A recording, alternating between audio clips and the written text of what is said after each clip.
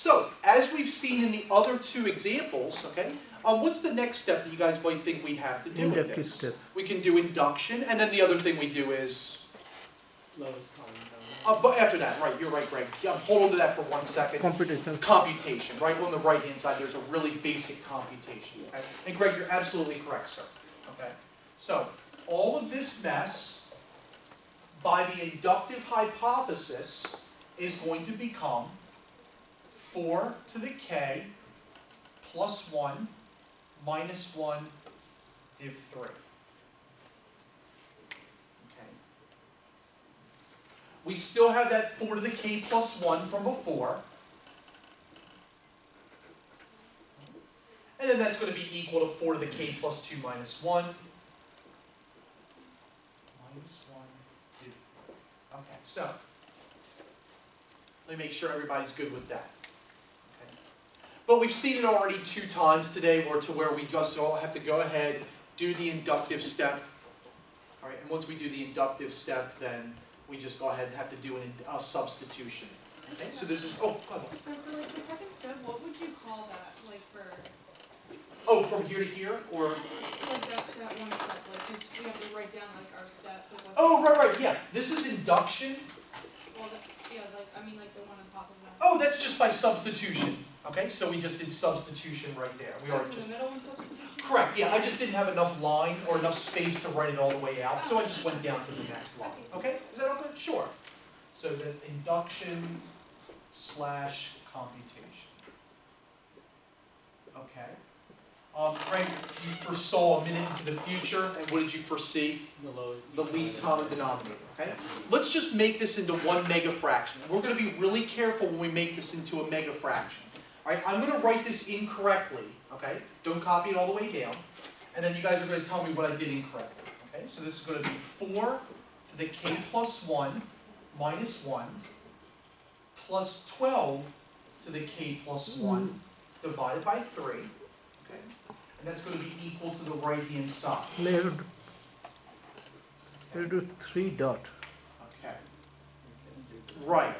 Guys, unfortunately, this is not correct. Okay? Now, everybody sees that to go from 3 to the common denominator, you just multiply this by 3, right? Okay? But this is not correct. So don't do that. Okay? Or what were you going to suggest it would look equal to? 3 dot. 3 times 4 to the k plus 1. Okay? These two are not the same. This would have to be a 3 to the k plus 1 for me to be able to merge those two into a singular term, or into a simplified form of that. Okay? So does that make sense, guys? You can't multiply these because they have different exponents.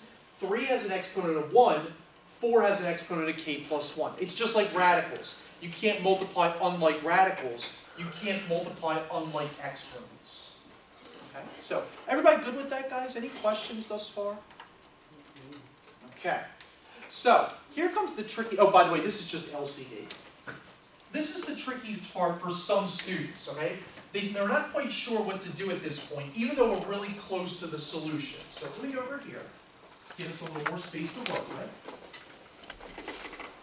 Does anybody think they might know what to do in the numerator at this point to kind of make it look like 4 to the k plus 2? Take 4k plus 1 common and then subtract 1 from 3. That will be like 2. Unfortunately not, no. We can't combine like the 1 with anything. Okay, the 1's just completely different. Okay. John, can add the 4 to the k plus 1 to the other one and change the 3 to a 4. So, John, what you're saying is that this has base k plus 1. This has base k plus 1. So basically they're like terms. Like for instance, if you had 1x plus 3x, that would be 4x, right guys? If you have 1k to the plus 4 plus 1, and you have 3 4 to the k plus 1s, guys, how many 4 to the k plus 1s do we have?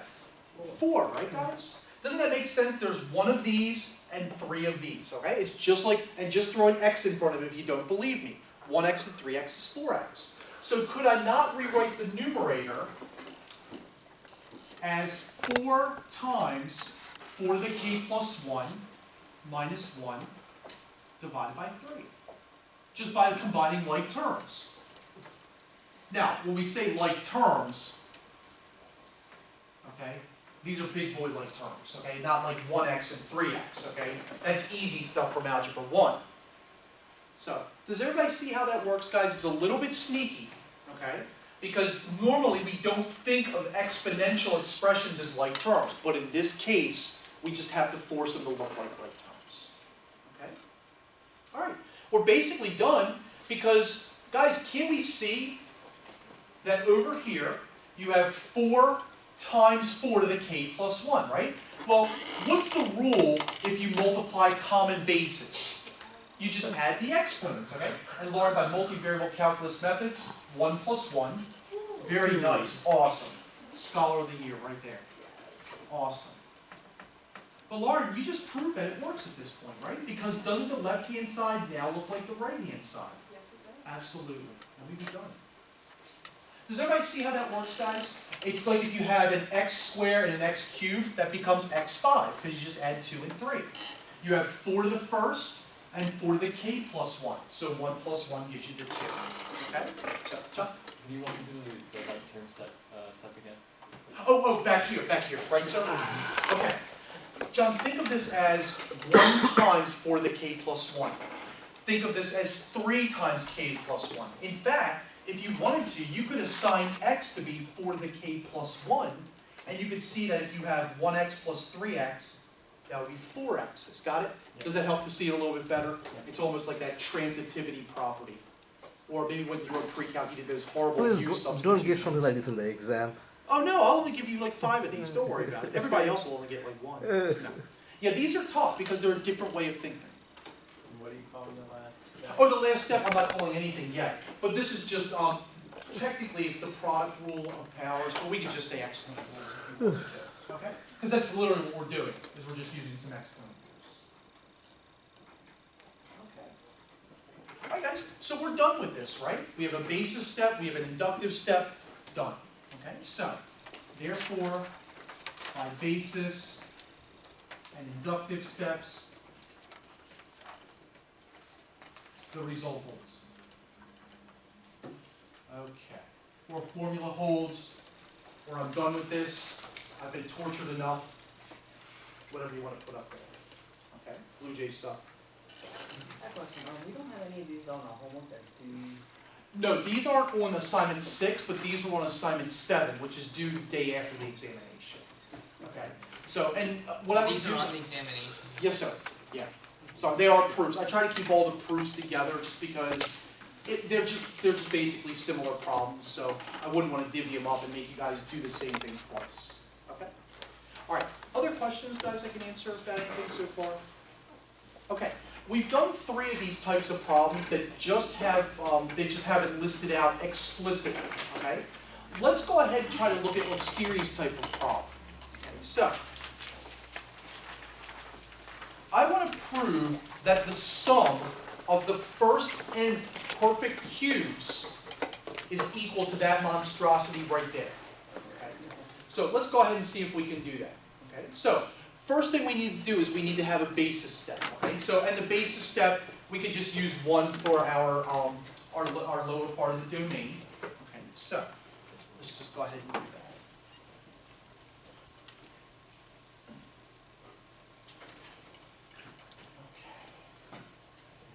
Okay. All right. So let's go ahead and start by saying let's let n equal 1. Okay, so we'll just start at the lowest part of the domain. If n is equal to 1, wouldn't this series become I equals 1 to 1 of I cubed? Okay, so that would be I equals 1 to 1, since that's what n is, of I cubed. On the right-hand side, this would be 1 square, 1 plus 1 square, divided by 4.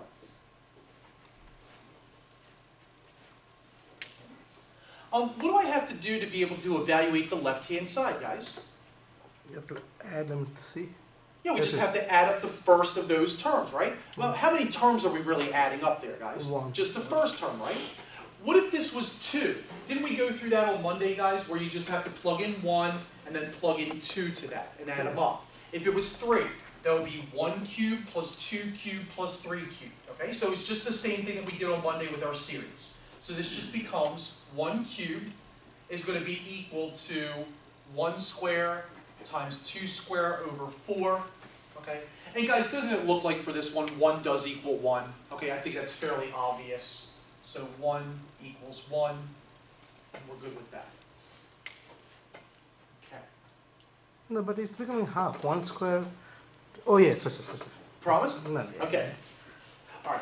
So other questions, guys? Where did 1 cube come from? I mean, Remember- it's right in front of me. Andre, this is the series, right?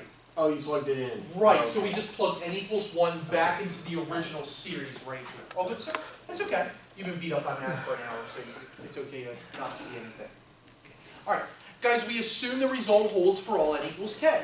Okay, so we say the basis holds for all small or holds for small values of n.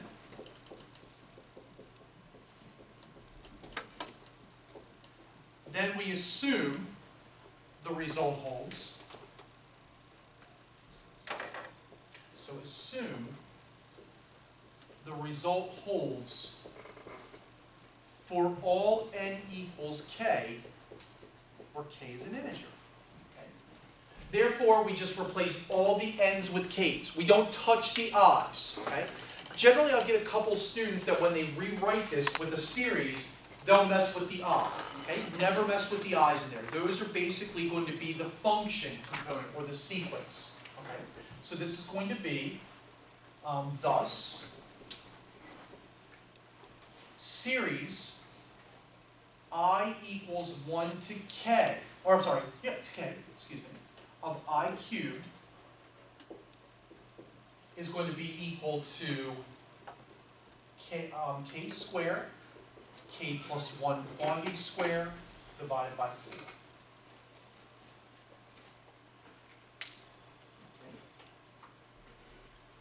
Alright, so those are easy, right guys? Those are free points for this problem. We basically just do a computation, we do a substitution, okay? Not difficult.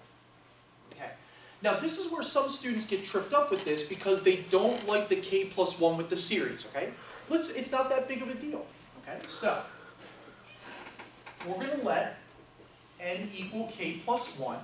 We're going to substitute. So by substitution,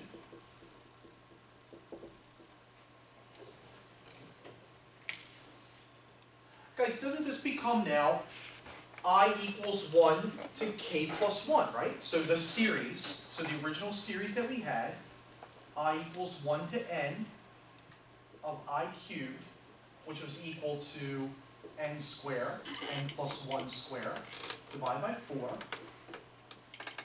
is now going to become series I equals 1 to k plus 1 of I cubed.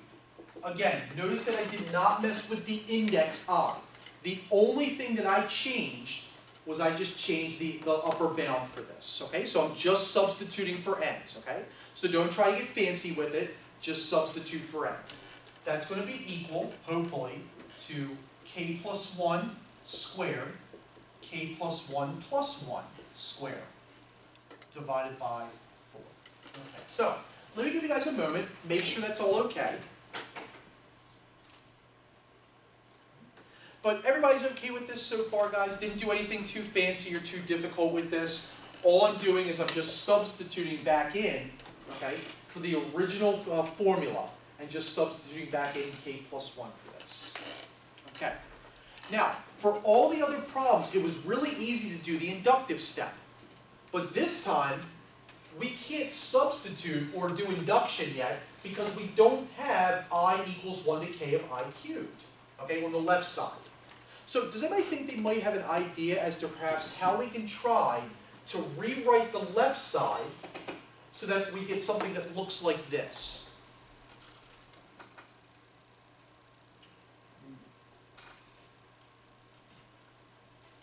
Yeah, sneaky, right, guys? Okay. Guys, don't we have I equals 1 to k plus 1 on the left side, right? Couldn't we just break off a k plus 1? And wouldn't that give us all the terms up to k, and then that k plus 1? So what I'm going to do is, let's rewrite it like this, and maybe you guys will see. I equals 1 to k of I cubed plus quantity k plus 1 cubed. Right, all I did there was I just plugged in k plus 1, which is the top term, and then I'm left with everything just before that, which is the kth term, okay? Does it, and I think, John, I like the way that you said it. I like that you said you just plugged in k plus 1, and then you're just left with k there, okay? Does that make sense to everybody, guys? You're just breaking off everything prior to k plus 1. So that's what this is. It's just basically a rule of summation where you just pull off the kth term, and you're just left with everything thereafter. The right-hand side, k plus 1 squared, k plus 2 squared. Divided by 4. Okay. And again, guys, that's just by going through. We're just using summation rules. Okay, we're using a summation rule. And I'm going to put this in brackets. What we're really doing is we're breaking off the k plus 1 term. Okay? So if that was I squared or I to the fourth instead of cubed, it would be squared. Correct, right. And if this was k plus 2, you would have a k plus 2 and then a k plus 1 in there to get down to k. Okay. Yeah. If it was a you have k to work your plus way 3, down. right, you just want to work your way down, okay? By the way, for those of you guys that have to take differential equations, you're going to be using this more times than you ever care to count, okay? You just have to go through and break those off when you're trying to find a series solution, okay? Happens all the time, okay?